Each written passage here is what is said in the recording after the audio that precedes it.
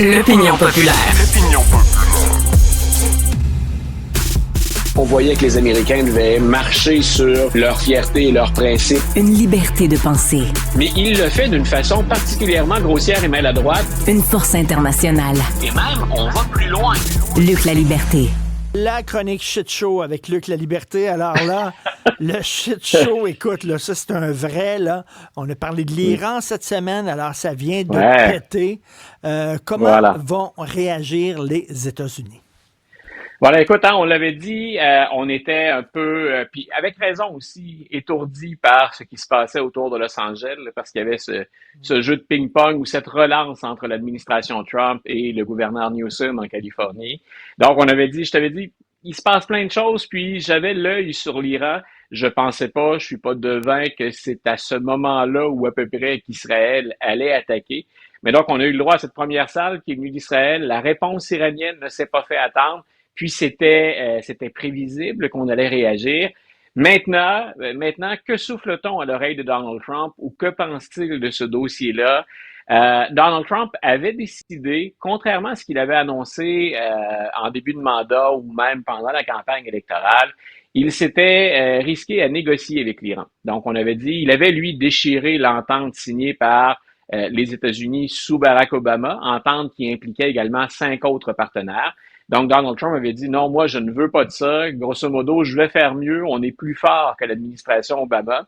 Je pense qu'il ne l'avouera pas, il ne va pas le confesser, mais qu'il regrette finalement d'avoir déchiré cette entente parce qu'il peine à parvenir à une autre entente qu'il négocie seul, cette fois-là, avec l'Iran. Donc, en laissant tomber l'entente, pourquoi je dis il regrette, en laissant tomber l'entente sur le nucléaire, Donald Trump pouvait penser, c'est peut-être une erreur d'appréciation dans ce dossier-là, et c'est pas facile de prévoir ce que vont faire les Iraniens non plus, hein, c'est très, très volatile dans cette région-là, mais l'Iran s'est engagé à ne pas enrichir son uranium pour en venir à produire une arme nucléaire. Et bien sûr, il y a deux choses dans le cas de l'Iran, là, pour rassurer ceux qui pensent que l'Iran est près de l'arme nucléaire.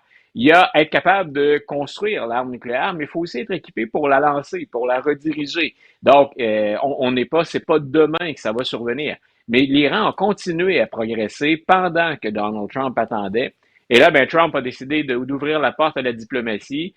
Mais Benjamin Netanyahou, lui a à peine laissé le temps de négocier avant de frapper, pour ce qu'on sait, contre l'avis des Américains.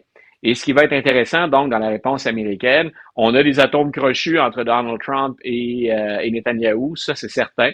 On est plus près dans certains dossiers que d'autres présidents américains l'ont été de Benjamin Netanyahou, mais en même temps, c'est le risque d'escalade. Comment va-t-on mesurer ça? Et c'est intéressant, je te laisse me relancer après, c'est intéressant d'ailleurs aujourd'hui que la réponse vienne de Marco Rubio. C'est rare que Donald Trump accepte, entre guillemets, qu'on lui vole la vedette ou qu'il ne soit pas le premier sous les projecteurs. Et jusqu'à maintenant, la réponse, elle est venue du secrétaire d'État. C'est pas que ce soit anormal que le secrétaire d'État le fasse, c'est un secrétaire d'État sous Donald Trump. Et ça, c'est plutôt rare que ça se produise, qu'on lui laisse seul la parole sans que le président intervienne, lui, directement. Écoute, j'avais le professeur Sami Aoun, que tu connais, là, de la chaire Raoul Dandurand, un peu plus tôt. Il disait essentiellement deux choses. Un, tout portait à croire qu'effectivement, l'Iran s'en allait là, pour avoir l'arme nucléaire. Et tout portait à croire que l'Iran ne voulait pas négocier, ne voulait pas d'une solution diplomatique. Donc, à la limite, ce qu'il me disait entre les lignes, c'est qu'Israël avait quasiment pas le choix de faire des frappes préventives pour se protéger. Mais cela dit, l'Iran, bien sûr, réplique. Et là, ça veut dire quoi, là? Oui, puis c'est jusqu'où les Américains vont être prêts à aller, parce que dans la région, ça, l'administration Trump a répondu rapidement en disant nous, ce qu'on va faire, c'est protéger nos hommes, nos soldats dans la région, ou protéger nos intérêts dans la région. Et va-t-on laisser Israël seul? Hein, jusqu'à quel point va-t-on le faire? On a en tout cas lancé un message à la dernière minute. J'ai pas eu l'occasion d'entendre Sami discuter avec toi, mais les Américains ont encore tendu la main, encore aujourd'hui, en disant, et c'est par l'intermédiaire de Marco Rubio, revenez à la table. Revenez à la table où? C'est le où, bien entendu, qui est dangereux. Et c'est là où je serais pas en mesure, je sais pas si quelqu'un peut offrir la réponse, mais je suis pas en mesure de prédire jusqu'à quel point on va coller à Netanyahou par la suite. Mais pour un président Trump qui disait être en mesure d'éviter la guerre à ses concitoyens, être capable de régler le conflit ukrainien dans une seule journée, Cette fois-là, ça dégénère et ça se fait sous sa présidence alors qu'il négociait lui-même avec le gouvernement iranien. Écoute, je regarde sur les médias sociaux des Ouais, ressortissants iraniens qui vivent à Montréal, qui sont ouais, contre le régime, hein, parce que le peuple iranien vit sous le joug d'un régime absolument. tyrannique. Et là, eux voient ça comme le premier jour peut-être de la libération. Je ne sais pas comment se sent le peuple iranien aujourd'hui, s'il voit ça comme d'un bon œil ou d'un mauvais œil, l'attaque d'Israël. J'imagine qu'on est partagé. Puis tu vois, ça, Ouais. j'aurais bien aimé participer à la discussion avec Sami Aoun tout à l'heure. Moi, je pense que les Iraniens, au-delà du ressentiment, puis parfois de la hargne, de la colère bien légitime qu'on ressent à l'égard du régime, ils sont très patriotiques. Et d'être attaqués comme ils le sont par Israël actuellement, je suis pas certain à quel point on est prêt, puis on n'est pas capable d'avoir le pouls du terrain Hmm. là, à la distance où on est avec les contacts dont on bénéficie. C'est difficile de bien saisir ça. Mais je sais qu'il y a beaucoup d'Iraniens, autant on en a contre le régime, on vit sous un joug qui est terrible, en même temps que le pays soit attaqué par les Israéliens comme il l'est présentement. Ça les met pas forcément du côté du régime au sens où on aime les dirigeants et on est content des actions, mais on peut comprendre la nécessité pour l'Iran de réagir. Et j'aurais bien aimé que nos concitoyens originaires d'Iran puissent se confier sur la question parce que c'est vrai on est dans une drôle de situation sur le terrain Et, si on en a contre le régime, mais qu'en même temps, on est attaqué de la sorte. Et en même temps, je serais curieux de savoir aussi la population de Tel Aviv, comment ils se sentent par rapport à Netanyahou en disant, hey, là, tu es en train de Ouais. nous menacer, de nous mettre dans la merde. Écoute, c'est vraiment une situation épouvantable. Ouais, Euh, puis et, en plus, tu vois, nous ne parlons tous les deux que de l'Iran et d'Israël.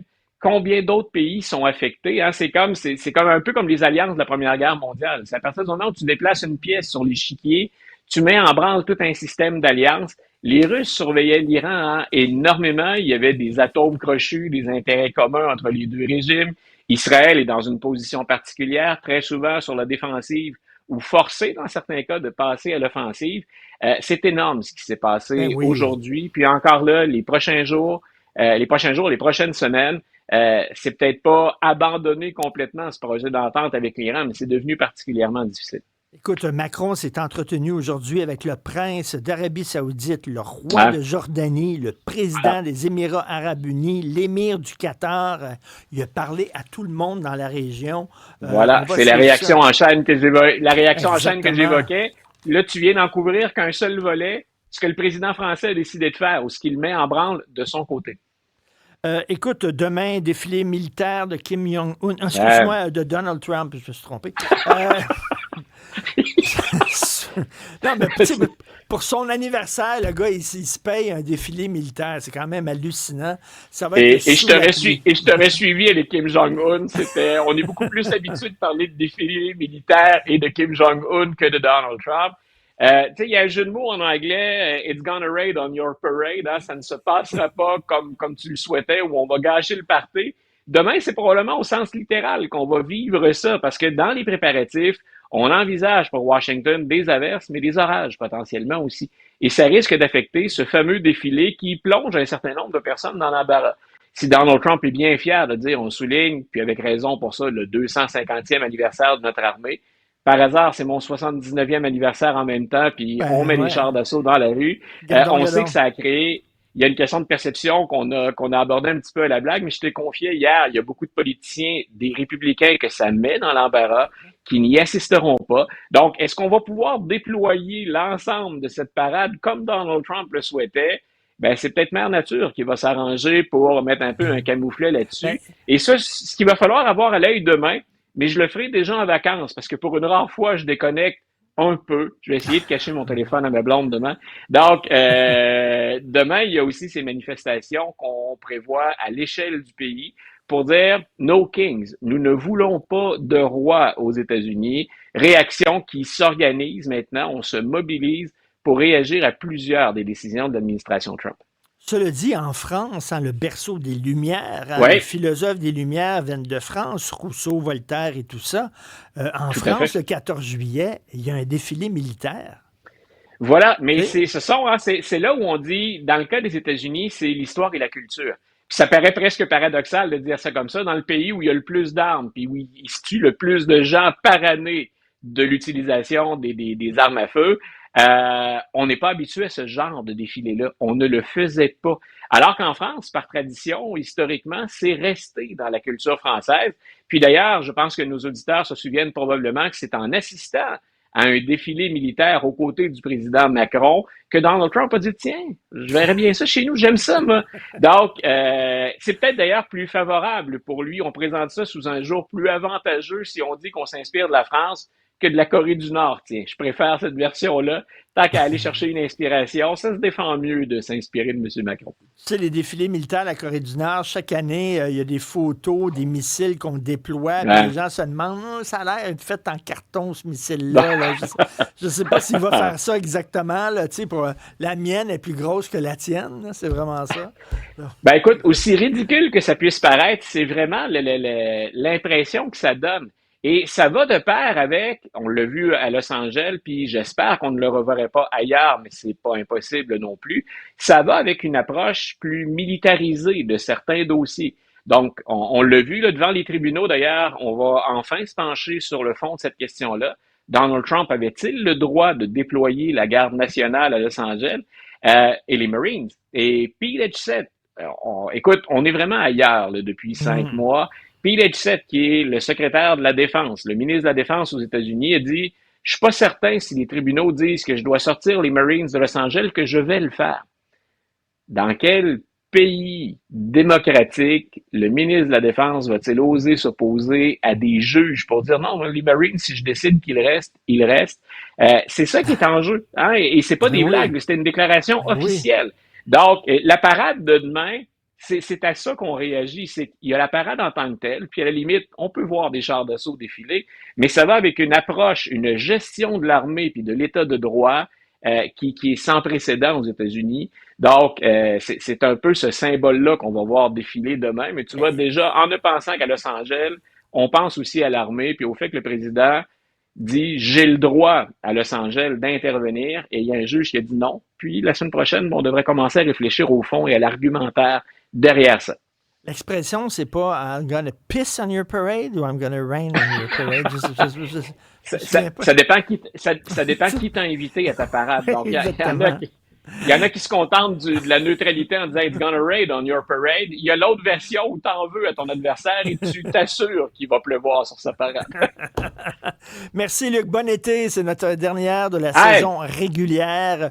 Je pense qu'on va pouvoir t'entendre sur les ondes cet été. Écoute, je suis avec Alexandre le matin. Je suis de retour en juillet avec le matin avec Alexandre et en fin de journée avec Francis. Donc, on va faire les suivis des dossiers tôt le matin et en fin de journée. Merci beaucoup d'être là, Luc. Salut, bonne journée, bon été. Bye, Richard, bonnes vacances.